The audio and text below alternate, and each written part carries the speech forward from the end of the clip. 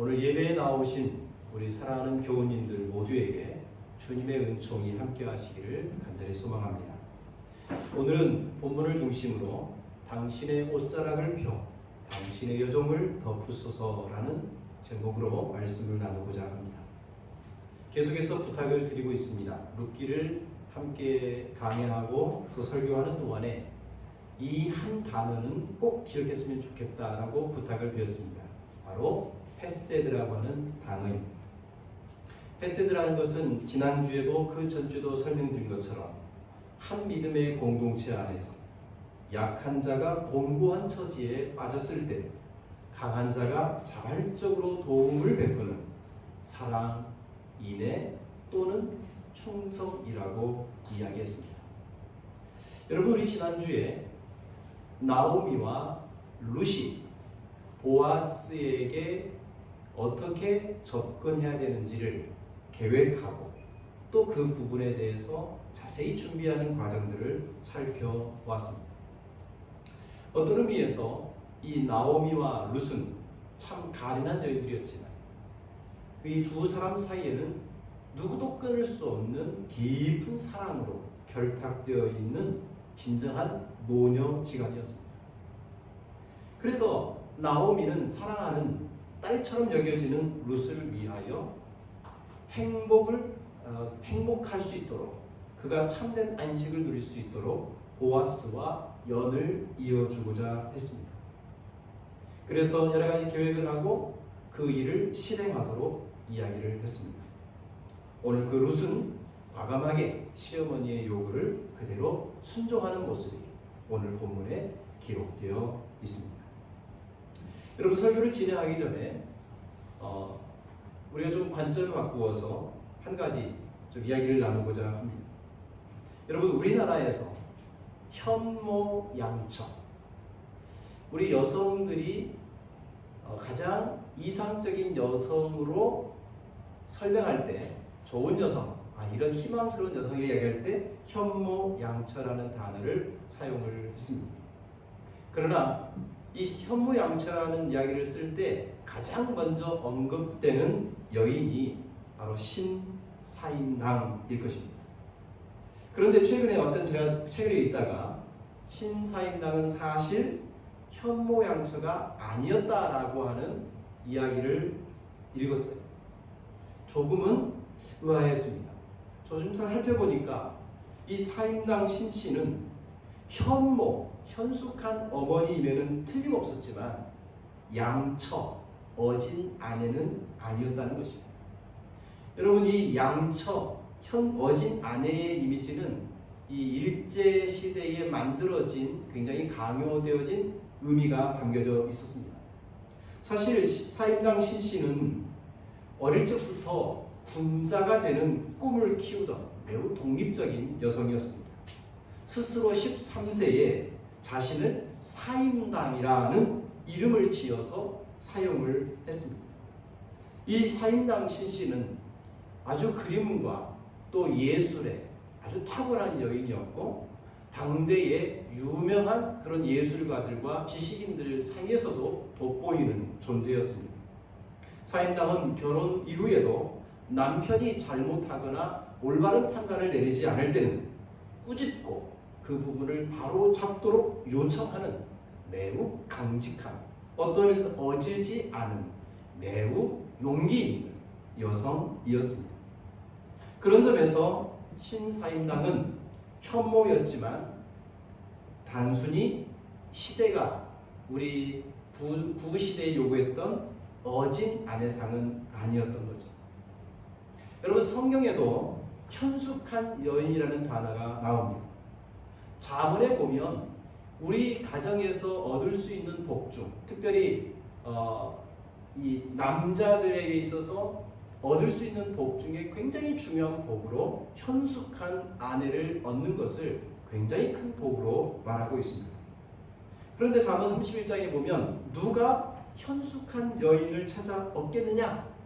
진주보다도 귀한 그 귀한 축복을 누가 얻을 수 있겠느냐? 이렇게 말하면서 이 현숙한 여인의 특징을 잠언 31장에 쭉 나열했습니다. 그런데 여러분 이 잠언 31장을 읽다 보면 우리가 생각하는 현숙한 여인의 상을 새롭게 각인하도록 만들고 있는 것 같습니다. 여러분 현숙한 여인 그러면 왠지 부드럽고 뭔가 이렇게 좀 내가 굉장히 온유하고 그리고 뭔가 이렇게 독립적이기보다는 남편에게 의존적이고 남편의 수발을 잘 들어주는 그런 정도의 이미지를 갖습니다. 굉장히 부드럽고 예쁘고 상냥하고. 그런데 잠언 31장의 현숙한 여인의 모습을 설명하고 있는 내용을 살펴보면 그렇지 않습니다. 남편에게 선을 행하고 악을 행하지 않는다는 것은 동의할 수 있지만 이 현숙한 여인이 하는 일들을 보면 굉장히 부지런하고 손에 열심으로 일을 하고 양식을 구하고 가정의 대소사를 살피고 힘있게 열심히 일하는 어떻게 보면 강철과 같은 여인의 이미지의 모습을 우리에게 보여주고 있습니다. 그래서 17절에 보면 힘있게 허리를 묶으며 자기의 팔을 강하게 한다는 내용이 있죠. 현숙한 여인은 부드럽고 상냥하고 예쁜 여인이라기보다는 자신의 삶에서 굉장히 책임감 있고 굉장히 힘이 있고 부지런하고 능력 있는 여인의 모습임을 성경은 보여주고 있습니다. 그러나 이 현숙한 여인의 최종적인 결론은 고운 것도 거짓되고 아름다운 것도 헛되지만 여호와를 경유하는 여자는 참으로 칭찬을 받을 것이라고 결론을 맺습니다.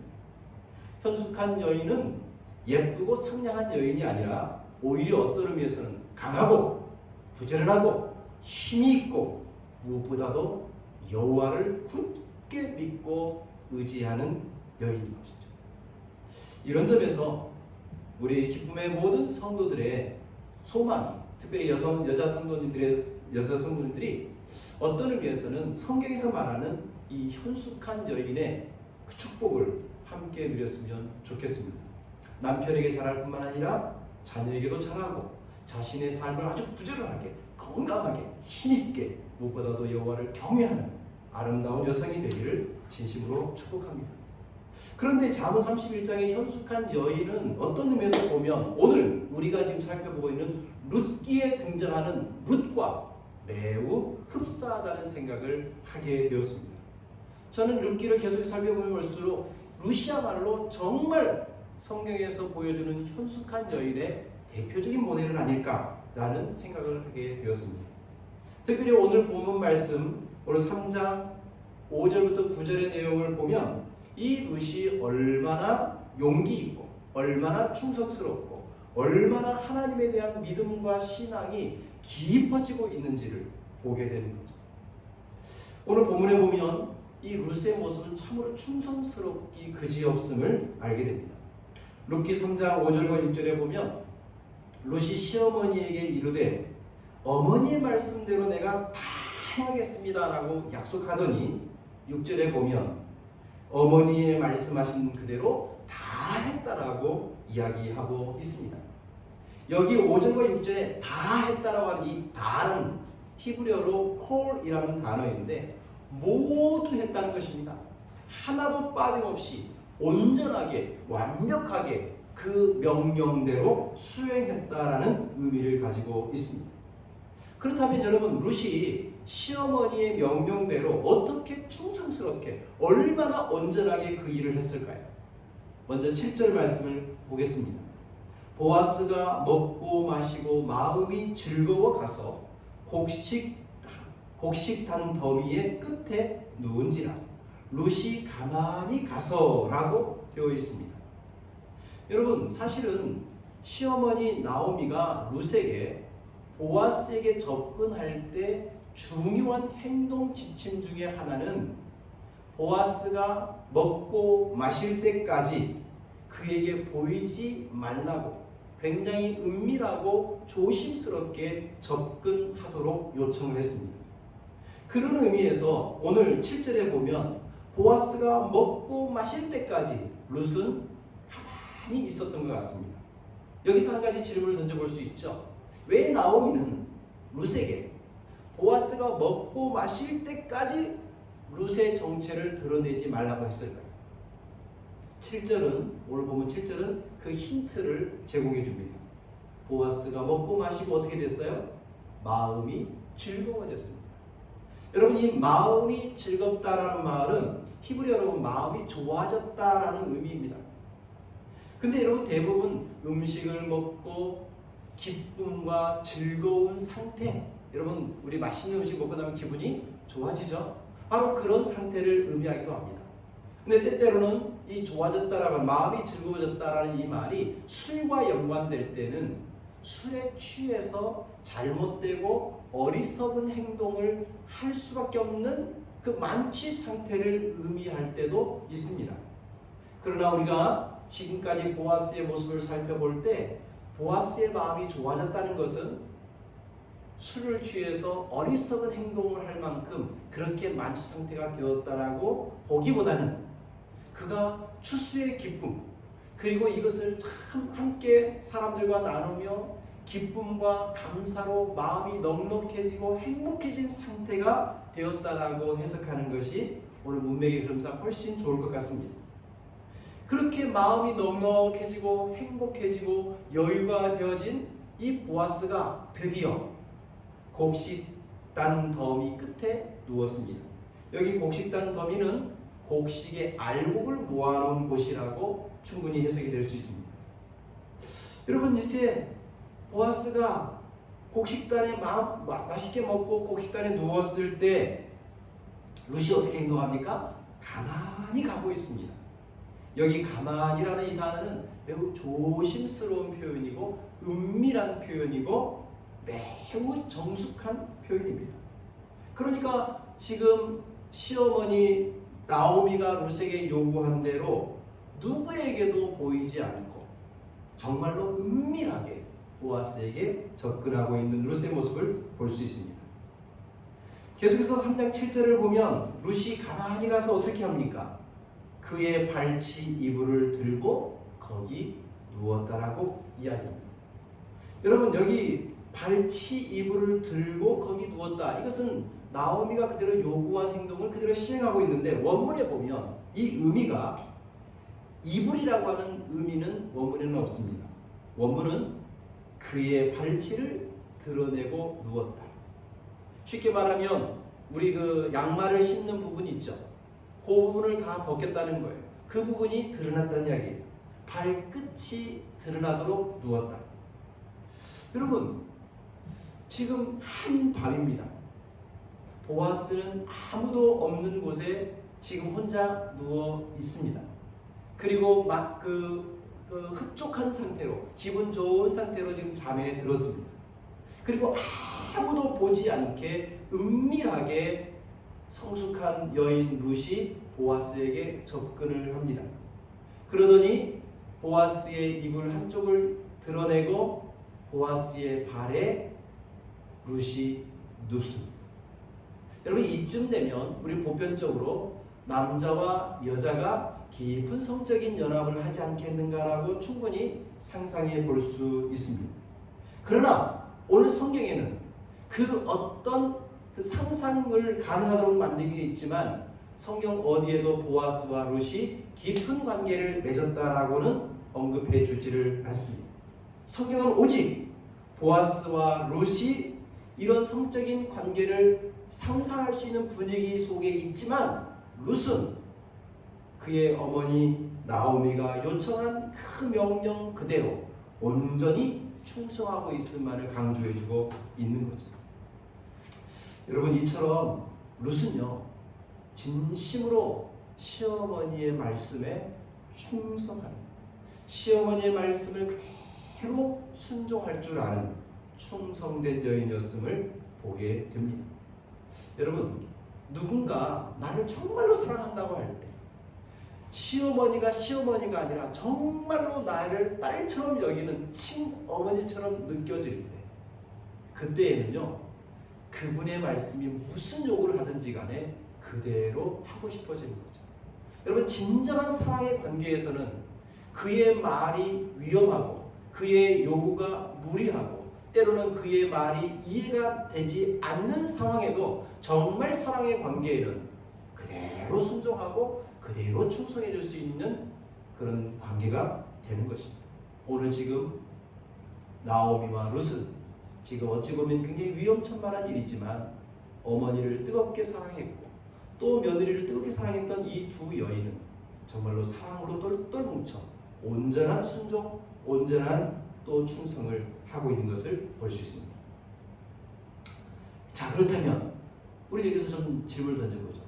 지금 한밤중에 보아스가 자고 있는데 그 발치에 나오미가 슬그머니 누웠습니다. 자, 그럼 어떻게 되었을까요? 오늘 성경 8절에 보면 밤중에 라고 시작하고 있습니다. 밤중에. 지금 이미 밤이지만 또 그 밤이 깊어서 밤중이 된 것입니다. 이렇게 보면 나오미가 룻에게 요청한 대로 룻이 보아스의 발끝에 누운 이 상황이 조금 더 시간이 지난 거죠. 그렇게 시간이 한참 지났는데 보아스가 어떻게 합니까? 보아스가 잠결에 몸을 뒤척뒤척 하다가 자신 옆에 누군가가 있는 것이 느껴진 거예요. 그랬을 때 보아스는 깜짝 놀랍니다. 그리고 몸을 돌이켜 보니까 그 옆에 한 여인이 누워 있는 것을 발견하게 됩니다. 여러분, 이때 여러분이라면 어떨까요? 오늘 보아스처럼 놀라긴 하겠죠? 그런데 이 보아스가 놀란 보아스가 자신의 놀란 가슴을 붙잡고서 어떻게 반응합니까? 9절에 보면 너가 누구냐라고 이렇게 질문을 던지고 있습니다.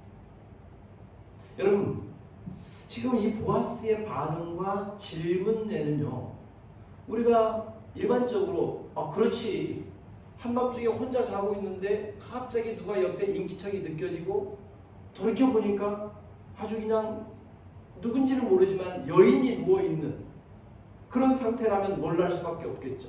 그 놀란 가슴에 넌 누구니? 라고 그의 정체를 묻는 것은 대단히 보편적인 일처럼 느껴집니다. 그런데 지금 잠시 상황을 좀 돌이켜보면 이것이 꼭 이래야만 되는 것은 아닌 것 같아요. 아무도 없는 밤입니다. 그리고 보아스는 지금 굉장히 흥분된, 행복한, 마음이 넉넉해진 상태입니다. 그리고 아무도 모르는 그곳에 누군가 한 여인이 자기 옆에 누워 있습니다. 여러분, 이쯤 되면 자칫 자신의 욕망과 자신의 욕구에 충성하는 사람이라면 넌 누구니? 라고 묻지 않고 자신의 욕구대로, 욕망대로 뭔가 행동할 수 있었을 겁니다. 그러나 보아스는 그런 사람이 아니었습니다. 자신의 욕망에 충성했던 사람이 아니라 자신이 누구인지를 알았으며 동시에 그가 누구인지에 대하여 합당하게 묻고 그리고 거기에 반응을 하는 성숙한 사람이었습니다. 여러분, 너가 누구니? 라는 이 질문에 대해서 룻이 오늘 9절에서 대답을 합니다. 보아스가 너가 누구냐라고 하는 이 질문은 나오미로 이 룻으로 하여금 뭔가 순간 멈칫하게 했을지도 모르겠습니다. 그러나 룻은 마치 준비되어 있는 듯한 답을 하고 있습니다. 오늘 9절에 한번 볼까요? 룻의 대답을 함께 읽어보겠습니다. 대답하되 시작. 대답하되 나는 당신의 여종 룻이오니 당신의 옷자락을 펴 당신의 여종을 덮으소서. 이는 당신이 기업을 물을 자가 됨이니이다 라고 말을 합니다. 여기서 룻의 첫 번째 대답은 나는 룻입니다 라는 대답입니다. 여러분, 나는 룻입니다. 여기서 그동안에 나오미가 자기 자신을 향하여 룻이라고 스스로 자신의 정체를 드러냈던 적이 단 한 번도 없다는 사실을 우리는 기억할 필요가 있습니다. 그동안에 이 룻기를 1장부터 쭉 살펴보면서 이 룻에 대해서 부가적인 설명을 계속해 왔습니다. 모압 여인이다. 나오미의 며느리다. 자신의 남편은 말론이다. 자기는 저기 어쨌든 이러저런 사람이다라고 성경은 룻을 그렇게 설명했지 룻 자신의 입으로 스스로 나는 룻입니다라고 고백한 적은 단 한 번도 없습니다. 그동안에 사람들은 룻을 이런 사람 저런 사람이라고 얘기했지만 룻은 자기 자신이 누구라고 드러내질 않았어요. 그동안에는 모압 여인이었고 그동안에는 한 며느리였고 또 누군가의 아내였을지 모르지만 오늘 이 순간 보아스에게 나는 룻입니다.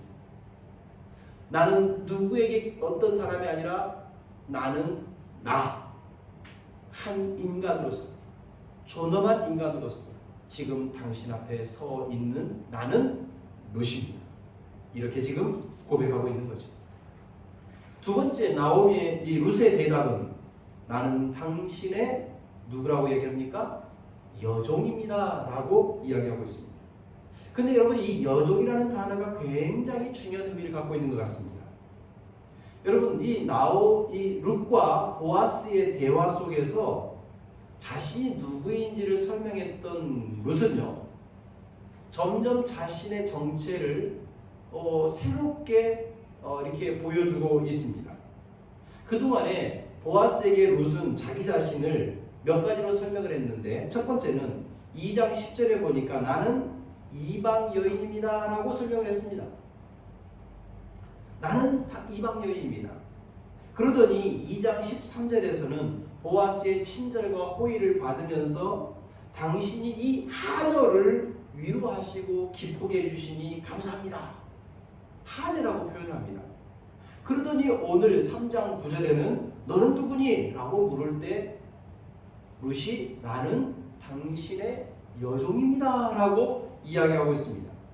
계속해서 지금 룻은 보아스와의 관계 속에서 나는 이방 여인입니다 라고 하더니 두 번째는 당신의 하녀입니다 라고 하더니 이제는 당신의 여종입니다 라고 설명을 합니다. 그런데 이 단어가 사실은 다 달라요. 이방 여인이라고 하는 이 히브리 단어는 가까이 할 수 없는 멀고 먼 관계에 상종에서는 안 될 때 표현하는 아주 하찮은 존재로서의 의미로 이방 여인이라고 표현합니다. 그러니 두 번째는 하녀는 그 주인 어떤 관계하는 사람의 주변에서 뭔가 허드렛 일을 도와주는 그러니까 가까이 밀접하고 접촉해 있는 관계를 갖는 하녀라고 설명을 하는 거죠. 그런데 여러분 오늘 본문에서 말하는 당시 여종이라고 말할 때 이 여종은 아마라는 단어를 썼는데 이 단어는 주인 곁에서 항상 시중을 드는 고급 높은 계급의 하녀를 의미한다고 성경은 말하고 있어요. 성경에 여종이라고 하는 표현들이 종종 나오는데 그 여종은 단순히 하녀, 하찮은 존재로서가 아니라 주인에게서 꼭 필요한 도움을 제공해주는 주인이 언제 어떤 상황이든지 그에게 도움을 주고 협력해주는 아주 밀접한 관계의 사람을 표현할 때 여종이라고 표현을 했다는 말이죠. 그렇다면 여러분 지금 룻이 보아스에게 지금 뭐라는 거예요? 나는 당신과 매우 밀접한 관계 속에 있기를 원합니다. 나는 룻인데 나는 이제 과거의 말년의 아내도 아니고 이제 나오미의 며느리로서도 아니고 이방 모압 여인으로서가 아니라 거한 존재 롯으로서 당신과 밀접한 관계 맺기를 원합니다라고 매우 대담한 요구를 하고 있는 거죠.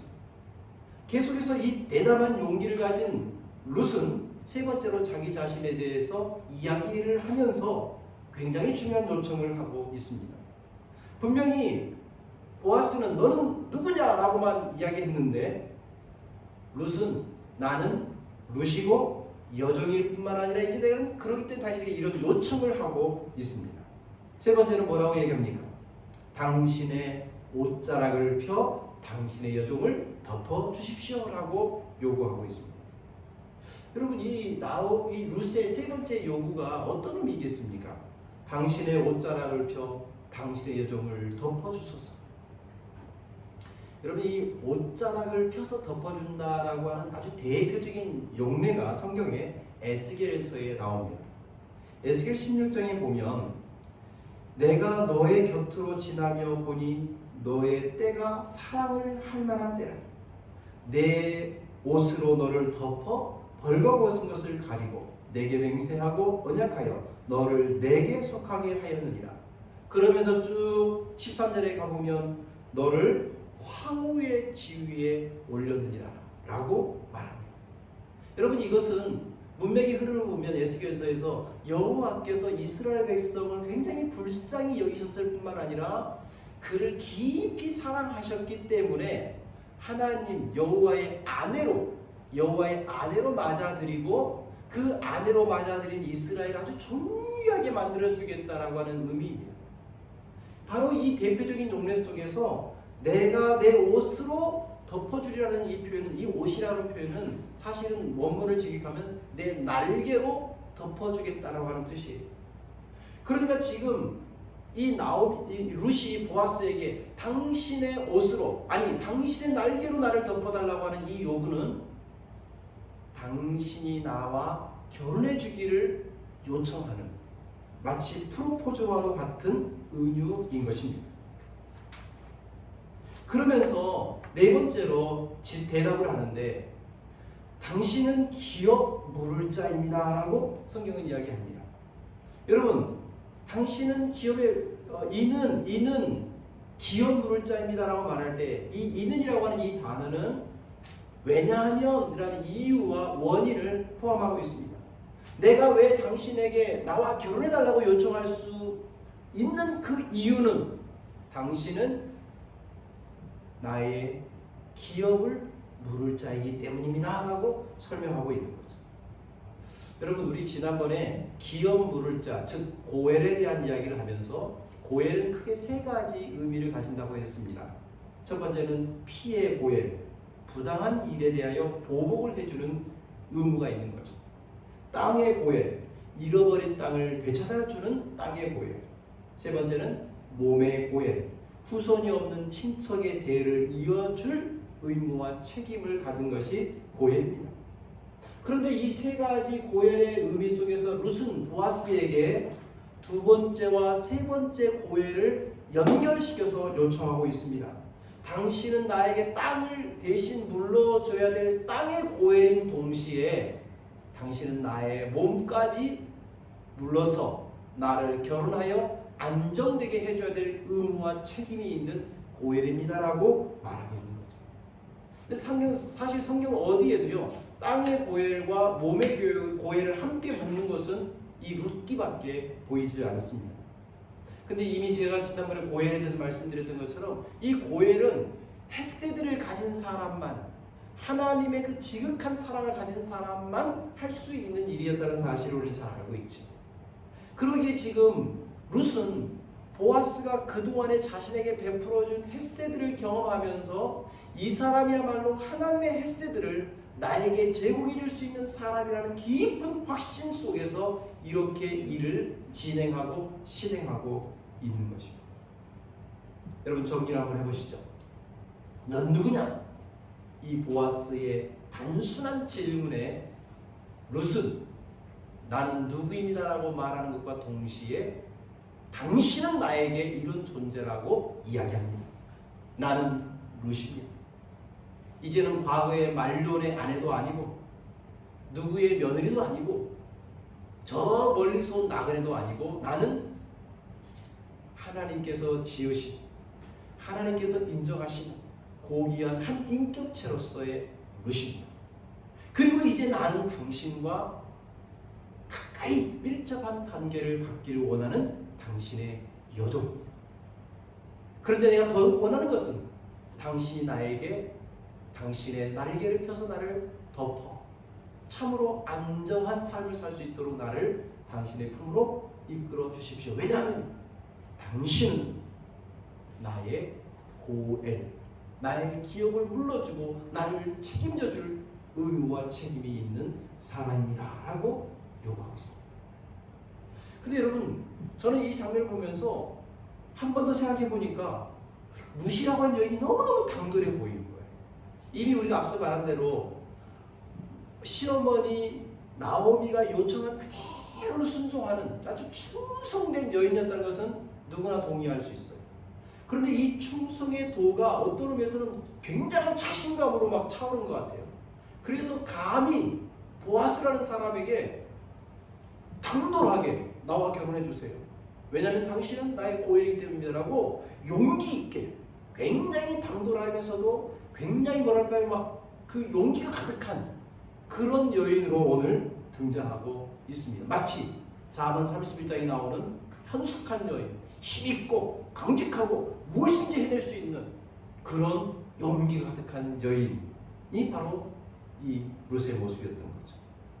그렇다면 여러분 이 룻이 이렇게 대담하게 요청할 수 있는 이유가 뭘까요? 도대체 이 모압 여인이었고 한 과부였고 가난한 한 여인이 이렇게 용기를 낼 수 있는 그 힘의 원천이 어디서 온 것일까요? 저는 세 가지 원인이 있다고 생각합니다. 첫 번째는 시어머니 나오미의 헤세드를 깊이 경험했기 때문이죠. 시어머니가 나를 진심으로 사랑하고 있구나. 여러분 이런 누군가 나를 정말 사랑해주고 있다는 것을 느낄 때요 용기가 생기죠. 세상 사람들이 나를 다 미워한다 해도 세상에서 어떤 한 사람 나를 그렇게 목숨을 다해 사랑한다면 자신의 목숨보다도 나를 더 사랑해주고 자신의 행복보다도 나의 행복을 위해서 더 축복해주는 사람이 있다면 용기가 나지 않겠습니까? 오늘 어떤 면에서는 무슨 시어머니가 나를 그렇게 사랑한다는 것을 발견한 거죠. 깨달은 거죠. 그러면서 너무너무 마음의 용기, 자존감이 회복된 겁니다. 이제는 더 이상 모함 여인도 아니에요. 나는 과부도 아니에요. 나는 가난한 여인도 아니에요. 나는 룻이에요. 왜? 나는 누군가에게 진정으로 사랑받는 사람이기 때문이죠. 두 번째는 그 수확 기간 동안 보리추수와 밀추수 기간 동안 성경에서는 보통 한 이 기간을 7주에서 8주로 보는데 이 기간 동안 보아스를 통하여 깊은 헤세드를 경험한 겁니다. 보아스의 밭에서 우연히 갔는데 보아스로부터서 상상할 수 없는 혜택을 본 거예요. 따뜻한 말로 위로해주고 조금씩 보리 이삭을 빼주는데 티도 나지 않게 자신을 도와주고 다른 성인 남자가 거둘 수 있는 것보다 풍성히 거둬서 어머니를 충분히 보호하고 양할 수 있는 그런 축복을 경험한 거죠.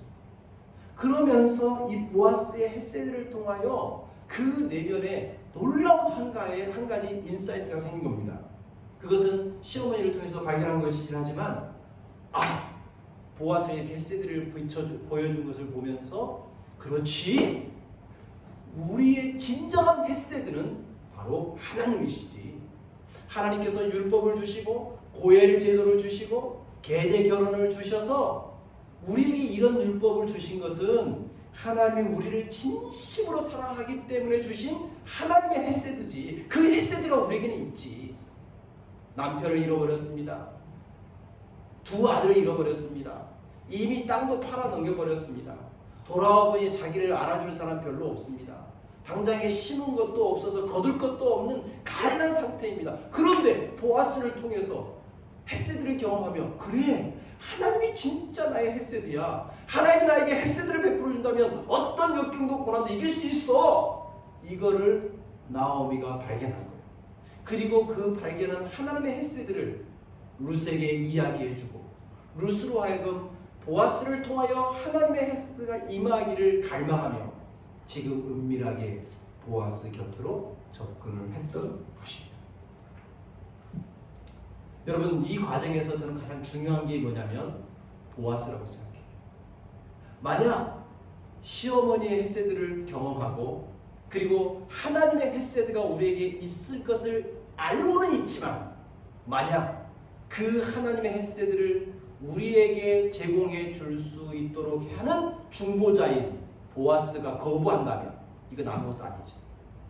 그래서 나오미가 처음에 룻에게 룻 가서 목욕하고 기름을 바르고 그 다음에 의복을 챙겨 입어서 보아스에게 가. 그런데 보아스가 그 타작마당에서 먹고 마시고 즐거워질 때까지 가만히 있다가 아무도 모르게 조심스럽게 보아스에게 접근해서 그의 발치에 누워라. 여기까지가 나오미의 계획이었어요. 근데 나오미가 그다음에 뭐라고 합니까? 나머지는 보아스가 알게 해줄 것이다. 보아스의 결정에 따라서 모든 일이 좋은 결과가 나올지 아니면 수포로 들어갈지 결정된다는 거예요. 그러기에 이 보아스가 그동안에 베풀어준 헤세드처럼 한 번 더 헤세드를 베풀어 준다면 나오미와 룻에게는 하나님의 헤세드가 폭포수처럼 임하겠지만, 만약 보아스가 아니 싫어 나 할 수 없어 라고 거절한다면 그동안에 꿈꿨던 하나님의 헤세드, 기대하고 소망했던 하나님의 헤세드는 전혀 오지 않는 거죠. 그러기에 이 보아스의 헤세드가 중요해요. 그렇다면 오늘 본문을 통해서 우리는 어떤 교훈을 얻을 수 있습니까? 바로 보아스는 하나님의 헤세드를 대리하여 실행하는 사람이었다는 것입니다. 여러분, 누군가의 하나님의 사랑, 하나님의 헤세드를 대리하여 실행하는 것은 이 룻기에서만 나오는 이야기가 아닙니다. 하나님은 천지 만물을 창조하시면서 하나님의 놀라운 축복이 이 땅 가운데 가득해지도록 하기 위해서 사람을 만드셨습니다. 하나님께서는 자신의 형상을 따라 사람을 만드시고 그 사람을 만드시면서 명령하셨습니다. 생육하고 번성하여 땅에 충만하라. 그 말은 다른 말로 말하면 하나님의 복이 이 땅 가운데 가득해지도록 만들어라. 사람은 하나님의 대리자로서 온 세상을 하나님의 영광을 누리고 복된 상태가 되도록 대리하여 통치하도록 명령을 하신 거죠. 하나님은요, 아브라함과 이스라엘을 통하여서 온 세상 가운데 하나님의 헤세드가 무엇인지를 보여주기 위해서 아브라함을 택하시고 이스라엘을 택하신 것입니다. 더불어서 다윗을 택하셔서 이스라엘 백성들 중에 하나님의 통치가 얼마나 아름답고 위대할 수 있는지를 보여주기 위해서 하나님은 때때마다 당신의 사람들을 택하여 대리하여 하나님의 헤세드를 보여주도록 명하셨습니다.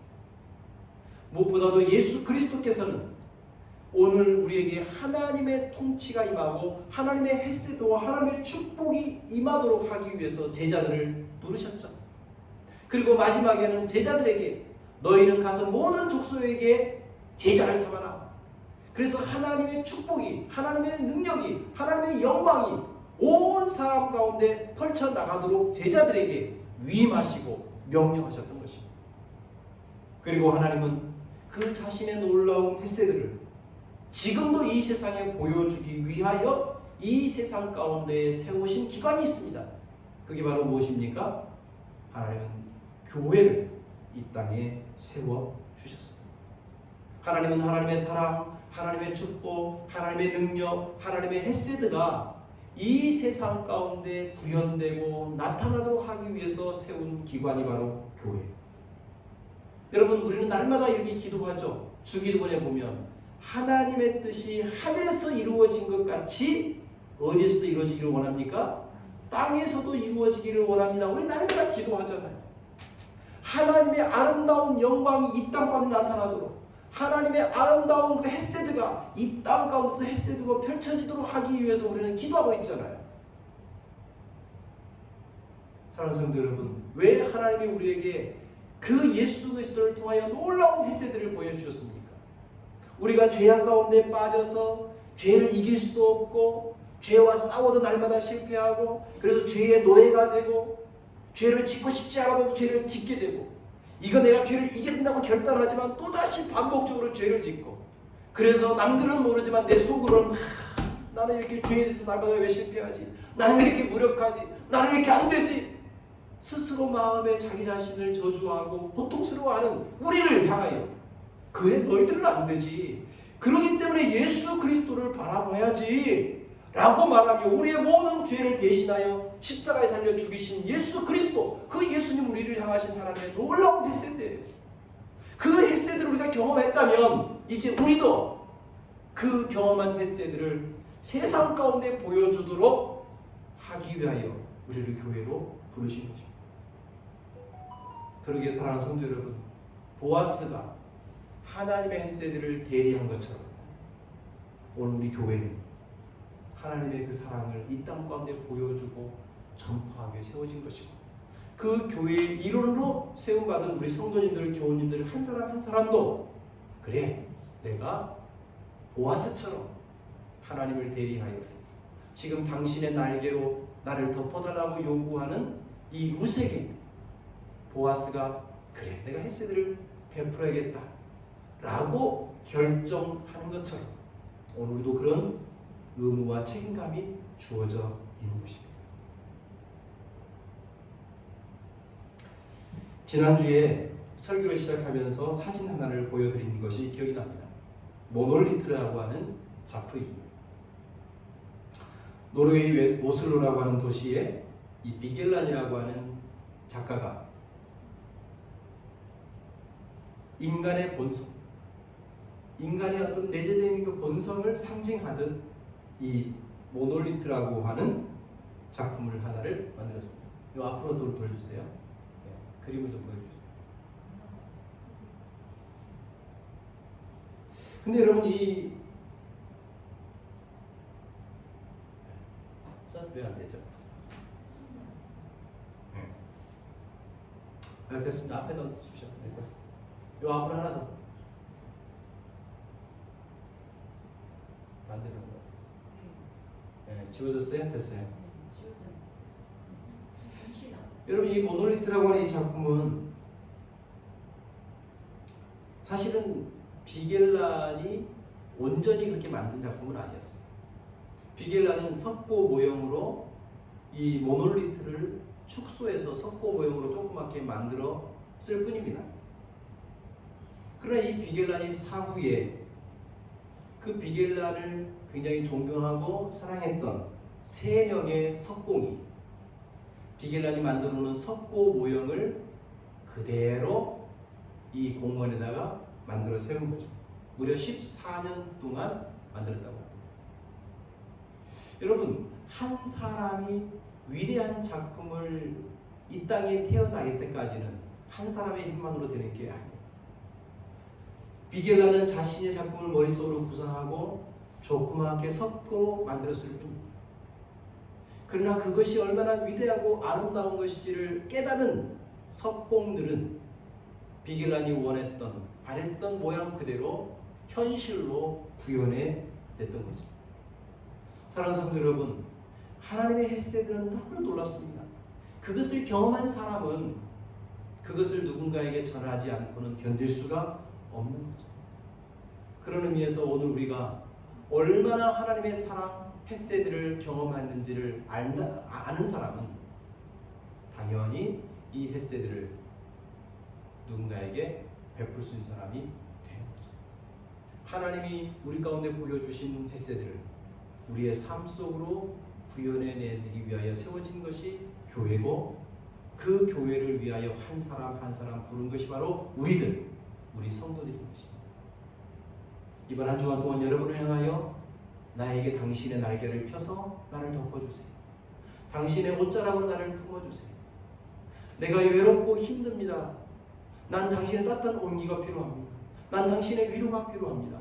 난 당신의 도움이 필요합니다라고 누군가 룻처럼 여러분의 발치에서 도움을 구할 때, 난 너 몰라, 난 싫어, 난 그런 의무와 책임이 없어 라고 편기치지 말고 우리가 할 수 있는 최선을 다해서 자비와 헤세드를 베풀어주고, 여러분의 좁고 짧은 날개라 할지라도 그만큼이라도 그들을 품어주고 덮어주는 자비의 날개, 사랑의 날개, 헤세드의 날개를 지금 가련한 이들에게 펼쳐주는 이 한 주간이 되시기를 축복합니다. 그런 성탄절이 될 수 있도록 기도해 주시고, 또 이번 성탄절에 주시는 헌금은 또 그렇게 가련한 지금 물과 같이 우리에게 도움을 호소하는 이들에게 작지만 따뜻하고 소중한 자비의 날개로 펼쳐져 갈 수 있기를 진심으로 소망합니다. 기도하겠습니다. 하나님 아버지, 오늘 보아스에게 다가온 룻이 당신의 옷자락으로 나를 덮어주십시오라고 요구하고 있는 모습을 보면서 오늘 과연 보아스가 어떻게 룻을 품을 것인지 말 것인지를 기대하게 됩니다. 부디 오늘 이 보아스처럼 오늘 우리에게도 다가와서 당신의 날개로 나를 덮어달라고 요청하는 사람이 있다면 기쁜 마음으로, 감사의 마음으로, 자발적인 마음으로 그들을 도와주는 헤세드의 우리 교우들이 되도록 축복해 주옵소서. 예수님의 이름으로 기도드립니다. 아멘.